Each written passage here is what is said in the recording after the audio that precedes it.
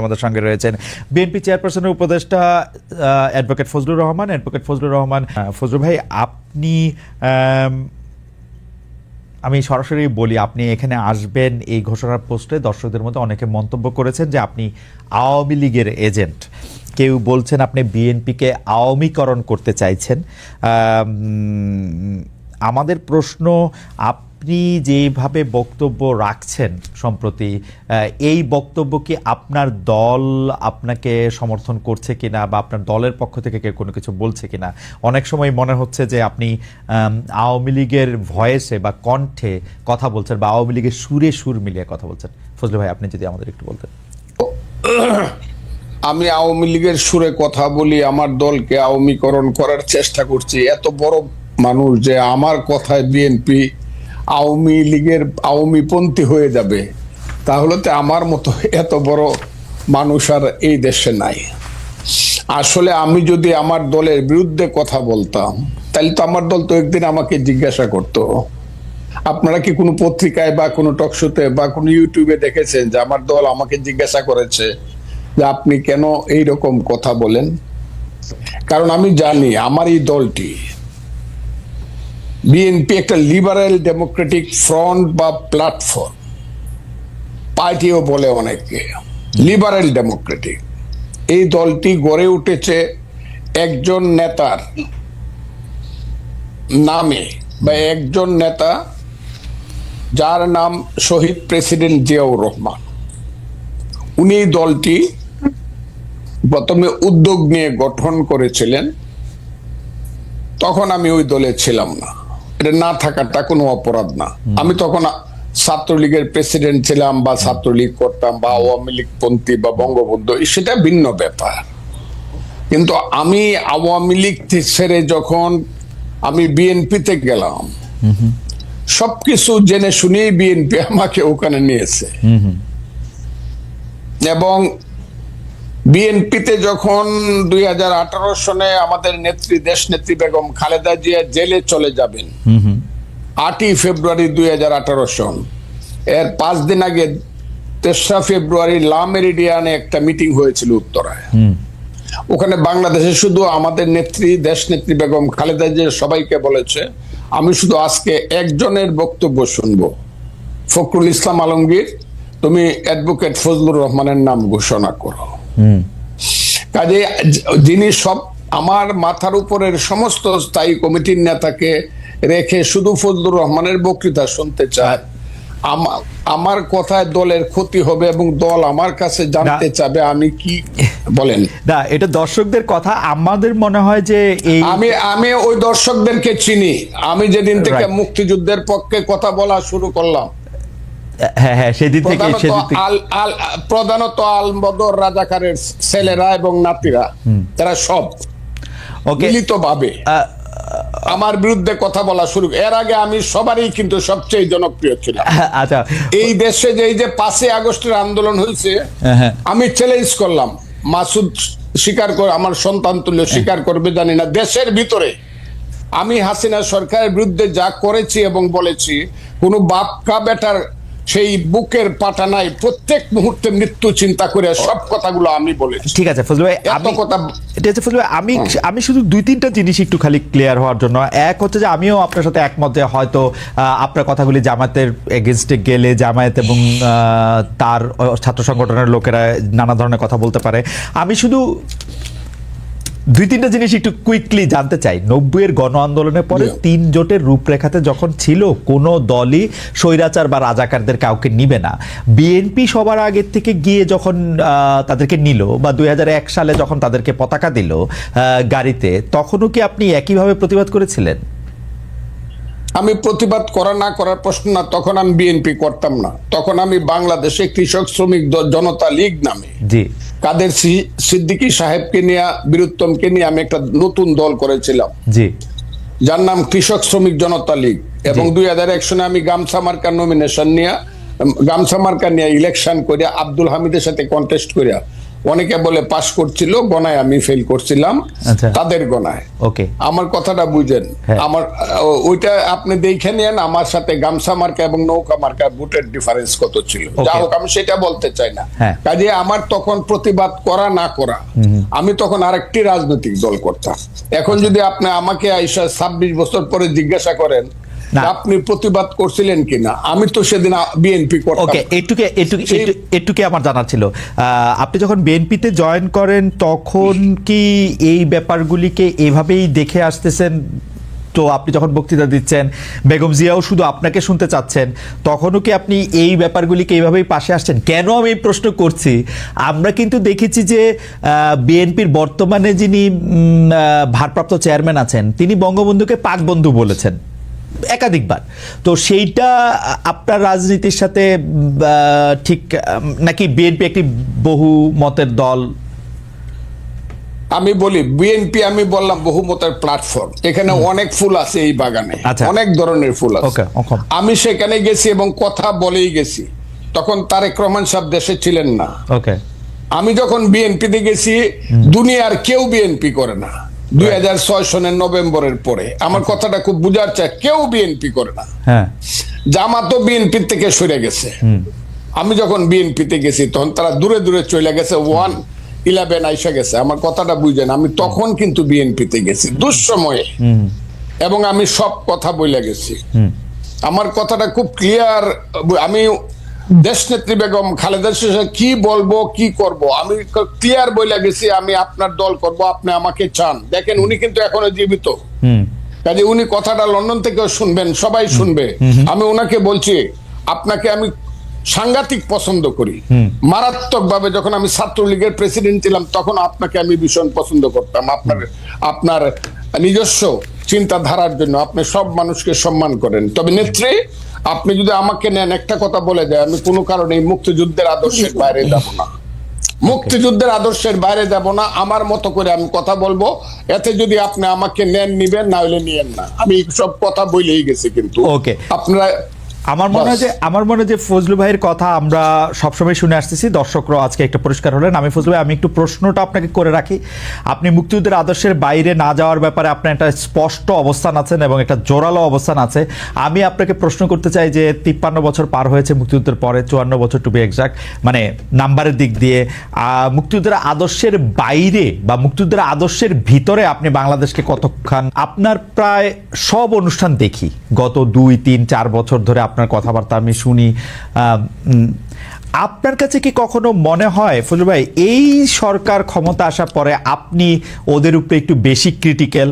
কারণ আপনি যে কথাগুলি, মানে আমি যে কথাগুলির জায়গায় এটা আসতেছিলাম, যে স্বাধীনতার আপনি প্রায়ই বলেন একজন মুক্তিযোদ্ধা হিসাবে আপনার এই দিন দেখতে হবে, এটা আপনার কোনোদিন ভাবতে হয় না। একজন মুক্তিযোদ্ধা হিসাবে আওয়ামী লীগের 15 বছর আপনি কেমনে দেখলেন ফজলু ভাই? আপনি সংবিধানের মূলনীতির কথা বলেন, আওয়ামী লীগ সংবিধানের কুল মূলনীতিটা মানছে, এই গণতন্ত্র, সমাজতন্ত্র, ধর্মনিরপেক্ষতা, জাতীয়তাবাদ। কোন সংবিধান দেখা বাংলাদেশটা পরিচালিত হয়েছে? ভোট হোক, যাই হোক। কিন্তু যদি আপনি তুলনামূলক জায়গা থেকেও বলেন, আপনি বিএনপির জায়গা থেকেও আপনার আমি প্রশ্ন করতে পারি যে বিএনপির আমলে কোন বাংলাদেশের কোন সাংবিধানিক মূলনীতি রক্ষা করা হয়েছে, বিচার বিভাগে হত্যা কোনটা বন্ধ হয়েছে? কিন্তু এই সরকারের সময় এসে আপনি এত বেশি হতাশ কেন হয়ে পড়লেন? জীবনে কোনোদিন হতাশ হই নাই। এই বাংলাটা আমার ব্যাপারে ব্যবহার করবেন না। আমি কোনো হতাশ মানুষ না। আমি আপনাকে অনুরোধ করব, এই বাংলাটা কেউ যাতে আমার ব্যাপারে ব্যবহার না করে। ওকে, পয়েন্ট 1। 2 নম্বর হলো, আমি এই সরকারের বিরুদ্ধে ক্রিটিক্যাল। এই সরকার যারা আনছে, আমি এখনো চ্যালেঞ্জ করছি। গত 10 বছর, আমি 15 বছর আওয়ামী লীগ সরকারের বিরুদ্ধে আমি যা করছি, আমি যা বলছি, আমার নামে যে রাষ্ট্রদ্রোহ মামলা হয়েছে, আমাকে যে আমেরিকাতে নির্বাসনে রাখা হয়েছে, আমাকে যে জেলে রাখা হয়েছে, এই আমি 10 বছর বাড়িতে যাইতে পারি নাই, মা বাবার কবর জিয়ারত করতে পারি নাই হাসিনা সরকারের সমালোচনা করার কারণে। আমি যতবার হাসিনা সরকারকে ফ্যাসিস্ট বলছি, ফ্যাসিস্ট বা যে শব্দটা, এটাই আমি প্রথম এস্টাবলিশ করছি সবার আগে। আমি একটা কথা সবসময় বলি, what Bengal things today, rest of India things tomorrow. Gokhale নামে একজন মহান ব্যক্তি এই কথাটা বলেছিলেন। আমি একটা বলতে চাই, আমি ওই দিন জনসভায় বলছি যে আমি যা বলি তার অনেক দিন পরে অনেকে সেই কথাটা বলে। এই সরকার ক্ষমতায় আসার পিছনে, ক্ষমতায় বলবো না, দায়িত্ব পাওয়ার আসার পিছনে আমারও অনেক বেশি প্রচেষ্টা আছে, জীবন মৃত্যুর খেলা আছে। আমার ছেলেগুলো রাত্র 3টার সময় বাইরে হয়ে গেছে, খুঁজে পাইনি, 5 দিন বাসায় আসে নাই। এগুলো আমরাও মাঠেও ছিলাম, বক্তব্য ছিলাম। ফ্রান্স বিপ্লব যে হয়েছে, বিপ্লবের কয়জন নেতার নাম আপনি বলতে পারবেন? কিন্তু ভলটেয়ার, রুসু, যারা ফিলোসফিক্যালি মানুষকে উদ্বুদ্ধ করছে, তাদের নাম বলতে পারবেন। এই দেশে যারা হাসিনা বিরুদ্ধে আদর্শগতভাবে মানুষকে উদ্বুদ্ধ করছে, আমি দাবি করি তার মধ্যে আমি শুধু একজন না, সবার মধ্যে আমি অন্যতম। আর বেশি বললাম না, বললে আবার নিজের ব্যাপারে বেশি ডুল পিটানো হয়। আমি প্রত্যেকদিন বলতাম আমার ওয়াইফকে, যে কোনো সময় আমি মরতে পারি, তুমি বিধবা হইতে পারো, ছেলেরা এতিম হইতে পারে, ভয় পাইবা না। এইসব কথা আমি আপনাকে বলি। আওয়ামী লীগের বিরুদ্ধে আমি যে ফাইটটা, আওয়ামী লীগ মানে 15 বছর হাসিনার বিরুদ্ধে, 15 বছর না, 96 সন থেকে শেখ হাসিনার বিরুদ্ধে। আমার 3টা ইলেকশন শেখ হাসিনা লুট করে নিছে। আব্দুল হামিদ আমার সঙ্গে 2টা ইলেকশনে ফেল করছে, তারপর আমাকে ডিক্লেয়ার করে নাই। আমি স্বতন্ত্র ইলেকশনে 96 সনে আব্দুল হামিদের চেয়ে 5200 ভোট বেশি পাস করছিলাম। 96 এর ভোটটা গণলে এখনো প্রমাণিত হবে। কাজে আমি আওয়ামী লীগের প্রতি, আমি এখন বলতেছি যে আওয়ামী লীগের লিখতে 10 বছর সময় লাগবে। আপনি কি শুনছেন আমার এই বাক্যটা? কতদিন যাবত শুনছেন? আপনি নিজে বলেন। আওয়ামী লীগের বলছি, আমি বলছি আওয়ামী লীগের হাইব্রিডরা, প্রথমত শেখ হাসিনা নিঃশর্ত শুধু ক্ষমা না, কি ক্ষমা চাইতে হবে যদি বাংলার মানুষ ক্ষমা না করে? আওয়ামী লীগের এই হাইব্রিড যারা কোনোদিনই দেশে পলিটিক্স করতে পারবে না। এই কথাটা আমি বলছি, প্রতিদিন বলতেছি, এখনো বলছি। এখন আমি বলতেছি সরকারের বিরুদ্ধে আমি না, কিন্তু সরকারের কর্মকাণ্ডের বিরুদ্ধে। আমি ইউনূস সাহেব যেদিন হয়েছে, আমি ইউনূস সাহেব সম্পর্কে যা বলছি, মাসুদ কেন, আপনি কেন, বাংলাদেশের কেউ বলতে পারবেন আমি ইউনূস সাহেবকে কি বলছি? শোনেন না আমি কি বলছি? 100 বছরের মধ্যে এমন সুসন্তান বাংলায় জন্মগ্রহণ করে নাই। বাঙালি মুসলমানের মধ্যে তিনি সুসন্তান, যিনি নোবেল প্রাইজ দেন। এগুলো আমি বলছি।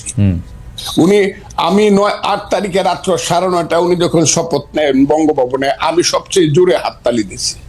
আমার কথা ছিল, এই বুঝি বাংলাদেশের পূর্বাকাশে কিছুটা সূর্য উদিত হলো, এবং এখন থেকে সঠিক পথে লাইনটা যাবে।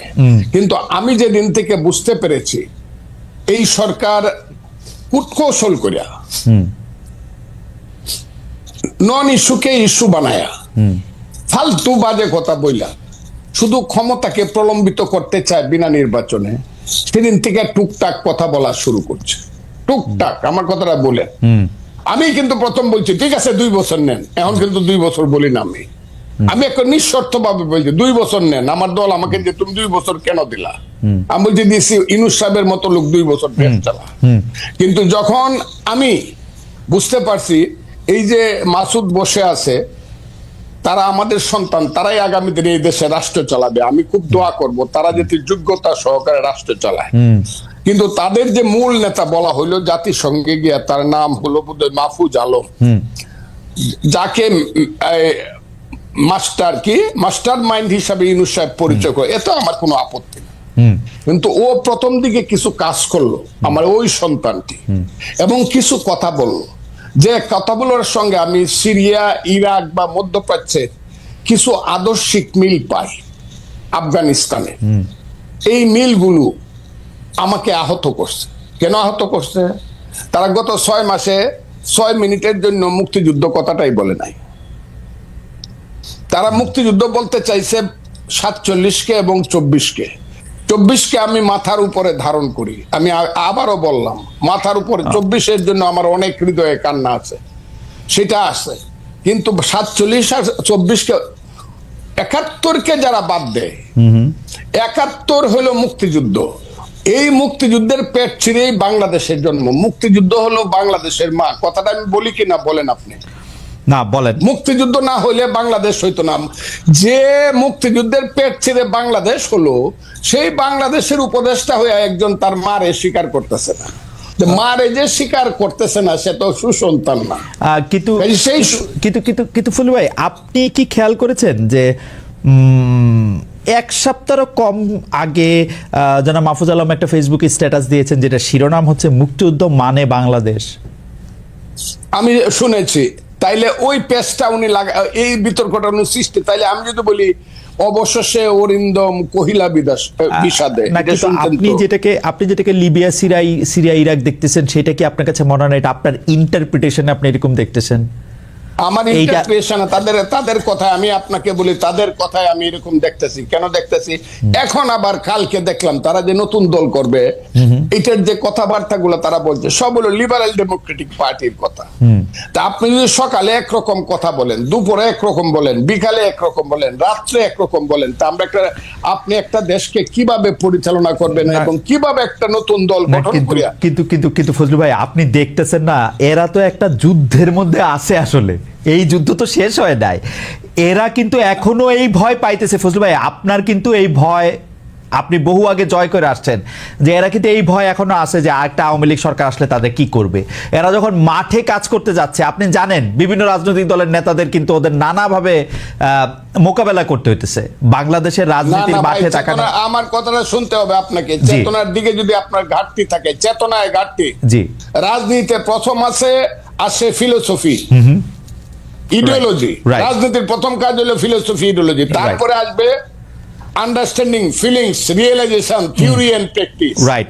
আপনি যদি ফিলোসফিতে বারবার ওই লেখেন যে 52 থেকে 24, 71টা বাদ দিয়ে যদি আপনি 21, ওই যে এটা কি বলে 21শে ফেব্রুয়ারি মাস করেন, আমার ভাইয়ের রক্তে রাঙ্গানো 21শে ফেব্রুয়ারি, আপনি 52 আর 24 করে ফেললেন, একাকারে পোস্টার করে ফেললেন, 71টা আপনি বাদ দিয়ে দিলেন। 71টা আপনাকে কি কামড়াইছে নাকি? যদি আপনি 71-এ না থাকেন, আমি ওদের সাথে থাকবো না। আর ছেলেরা যদি 71-এর সাথে থাকে, মুক্তিযুদ্ধের সাথে থাকে, বাংলাদেশের সাথে থাকে, যে ইয়েস বাংলাদেশ ঠিক আছে, 71 ঠিক আছে, তাদের যে নেতা, বাংলাদেশের নেতা শেরে বাংলা একে ফজলুল হক, হুসেন শহীদ সোহরাওয়ার্দী, মৌলানা আব্দুল হামিদ খান ভাসানী, শেখ মুজিবুর রহমান, আতাউল গনি উসমানী, সামরিক নেতা, I do hereby declare the independence of Bangladesh on behalf of our great leader Bangabandhu Sheikh Mujibur Rahman, সেই মেজর জিয়া, সেই খালেদ মোশাররফ, সেই 11টা সেক্টর মুক্তিযুদ্ধকে যদি তারা মানে, আমি কোন ক্ষমতার দ্বারে তো আমি আপনি শুনছেন বুঝে, আমি বলছি আমাকে প্রধানমন্ত্রী দিল, আমি 10 দিনের সময় নিব যে আমার একটু চিন্তা করতে দেন, নিব কিনা। মন্ত্রী তো জীবনে কোনোদিন নিব, আমার এইগুলোর প্রতি কোনো খায়েশ নাই। তারা যদি এইটা মানে, ওই ছেলেরা দেশ চালাক তাদের নীতিগত ভাবে, কিন্তু মুক্তিযুদ্ধ না মানলে আমি যেই না মানবে তাদের বিরুদ্ধে থাকবো। ফজলু ভাই, আমি খালি ওদের ডিফেন্সে আমি বলতে চাই যে আজকে আমি দেখলাম যে সংস্কৃতি উপদেষ্টা ওই যে 71, 25 মানে 52 পরেই 52 পরে 24 এরকম 71 বাদ দিয়া কিনা, ওইখানে আমি দেখলাম যে পোস্টারের থিমের মধ্যে 71 আছে আসলে, কিন্তু যেটা সামনে কম আসছে, মানে এটা আছে 1 আর 2 হলো আমি 71 যার কম আছে, বাপের নামটা যার ছোট করে লেখে, শাসার নামটা বড় করে লেখে না, কিছু সে সুসন্তান না। কিন্তু ফজলু ভাই, এইটা কি ঠিক না যে আমরা আসলে যে রাজনীতির মধ্যে ওদেরকে আমরা পাইলাম, এই 71টা কারো কাছেই আসলে ওরকম চেতনার জায়গায় ছিল না। তারা তো 71কে ব্যবহার করছে, এটা বিএনপি বলি, আওয়ামী লীগ বলি, চূড়ান্তভাবে তো ব্যবহারই করছে। আওয়ামী লীগ তো বেচছে, বিএনপি করছে ব্যবহার। আপনারা অপমান করছেন কেন জানেন? হ্যাঁ, কারণ এই মাসুদের নেতা, হ্যাঁ, সার্জি সালাম, ও আমার সন্তান। এগুলো শুনলে পরে ভাই যে কই মরতে ইচ্ছা করে। ও বলছে ইসলামিক ছাত্র শিবির ছিল এই আন্দোলনের ব্যানগার্ড। এই কথাটা ওরা আগে বললো না কেন? এই কথাটা খুব বলতো তারা না। কিন্তু ফজলু ভাই, আমি জাস্ট বেনিফিট দেওয়ার জন্য ও ইসলামিক ছাত্র শিবির অনুষ্ঠানে গিয়া বলছে ইসলামিক ছাত্র শিবির আমাদেরকে সাহায্য করছে না, ও শহীদ মিনারে বলছে, ওদের মিটিং এ বলছে, সার্জিস নিজেদের মিটিং এ বলছে, ইসলামী ছাত্র শিবিরের মিটিং এ না। আমার তো ধারণা ওই শহীদ ছাত্র শিবিরের মিটিং এ বলছে। নো